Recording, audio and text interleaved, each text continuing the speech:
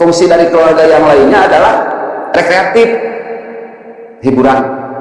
Jadi maksud saya rekreatif itu kan, jadi karena rumah tangga di keluarga itu nyaman ketika berkumpul, nyaman ketika bersama, itu memberikan rekreatif atau rekreasi, hiburan tersendiri. Karena hiburan itu memberikan kepuasan dalam hati. Rekreatif itu memberikan kenyamanan, hiburan ketika secara bersama itu memberikan nyaman. Tidak sedikit pasangan yang berkeluh kesah ketika bersama, ketika di rumah.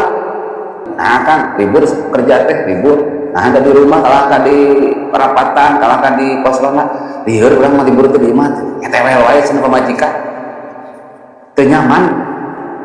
Nah ketika ada obrolan abdi mah lamun caroge abdi di imah teh di rumah teh libur asa teu nyaman, mending kene jong-jong kene salaki alun digawe daripada libur mah. Kalau kalian pun kan kalau akan tidak nyaman bersama istri bebarengan, atau istri pun tidak nyaman dengan suami bebarengan, itu faktor rekreatif, hiburan, kenyamanan itu sudah hilang. Itulah bintik-bintik kertakan.